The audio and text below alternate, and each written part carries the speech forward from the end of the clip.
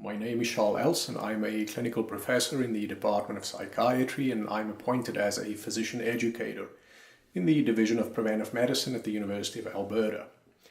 This session focuses on the occupational impact of Generalized Anxiety Disorder, or GAD, which is a DSM-5 anxiety disorder. Thank you to the Workers' Compensation Board of Alberta for making funding available for this project. There are no conflicts of interest to declare, and the opinions expressed in this presentation are those of the speaker and not necessarily those of any collaborator or funding agency. This session provides a brief overview of the features of GAD. In particular, it focuses on causation, prevalence, diagnosis, treatment, and prognosis, and it also speaks about the occupational impact, namely capacity, risk, and tolerance issues. At the end of the session, participants will be equipped to recognize GAD as a relatively common and occupationally relevant medical condition, describe the impact on occupational variables, and thirdly, broadly outline evidence-based interventions to achieve maximum medical improvement. What is GAD? Well, it's a psychiatric disorder, specifically as said an anxiety disorder, that's characterized by persistent and excessive worry about a number of different things. People with GAD may anticipate disaster and may be overly concerned about many things like money, health, family, work, other issues, many of which are routine things. Individuals with GAD find it difficult to control their worry, and often they are told by a spouse or someone else that they worry too much. They may worry more than what seems warranted about actual events, or may expect the worst, even when there's no apparent reason for concern. Additional features of the condition involves the physical expression of symptoms as a consequence of the excessive worry. The cause of GAD is not known. However, there's evidence that biological factors, family background, life experiences, particularly stressful ones, play a role.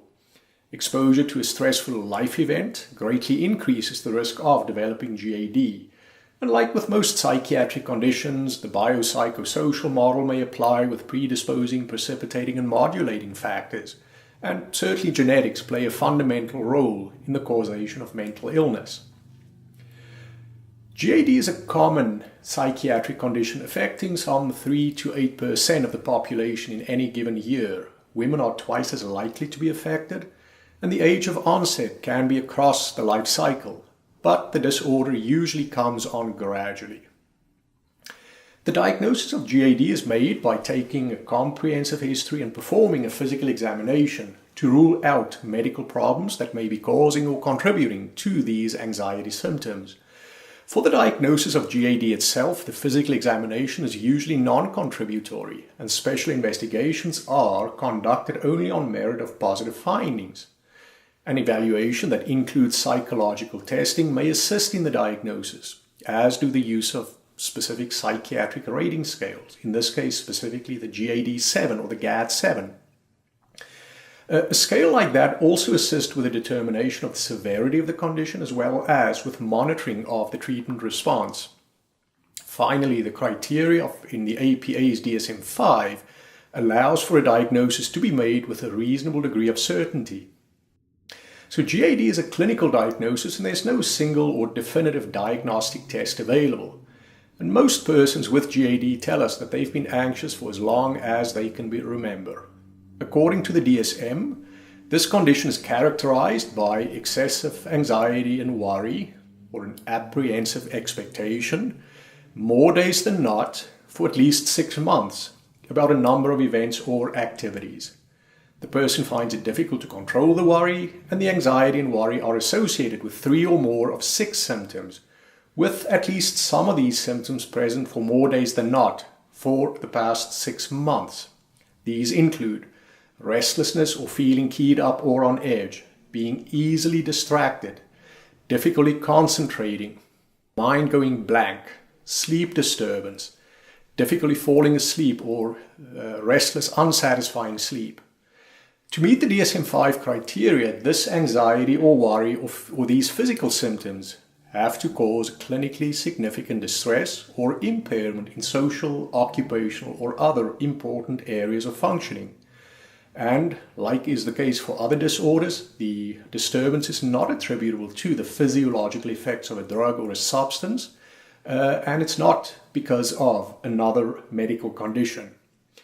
Also, part of the criteria includes this disturbance is not better accounted for or explained by another mental disorder. Risk capacity and tolerance. In non-safety sensitive positions, no work restrictions are typically needed and occupational capacity is usually not affected by GAD.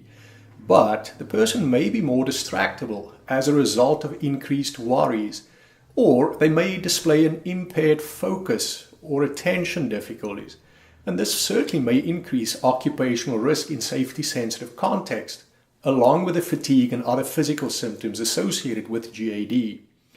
Occupational tolerance may be diminished as a result of the symptoms of the condition, but this typically improves over the course of time when evidence-based treatment is administered. To return to a safety-sensitive position, the condition of GAD has to be in remission for a period of at least 3 months. There are several different types of treatment that can help with GAD. A combination of psychotherapy and pharmacotherapy is usually recommended.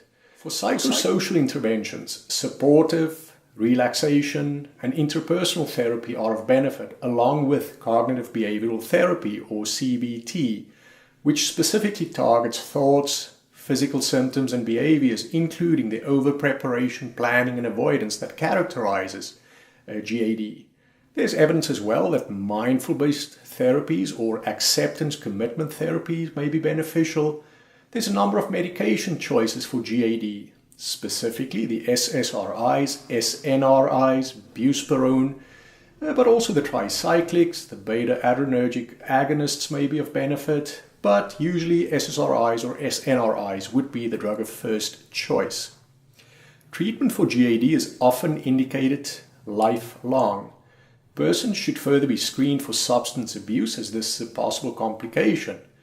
Benzodiazepines should preferably be avoided for those individuals who are to return to safety-sensitive positions or those with a history of substance abuse in the past. I'd like to recommend to consult the clinical practice guidelines for further detail. And usually maximum medical improvement is reached within approximately 3 months. Only about a third of persons with GAD seek help, and with treatment the prognosis is optimistic, provided comorbid conditions and complications are managed as well. Complications include depression, substance abuse, and in some cases even suicide. GAD is a common anxiety disorder that can impact occupational risk in a safety-sensitive setting. Treatment is considered safe and effective, and GAD is highly treatable. When the condition's in remission and no complications arose, persons are usually fit to return to safety-sensitive positions with 3 months of remission. We've included a list of resources which you may find helpful, and we look forward to your feedback and comments. Please help us identify further topics for future discussion. Thank you.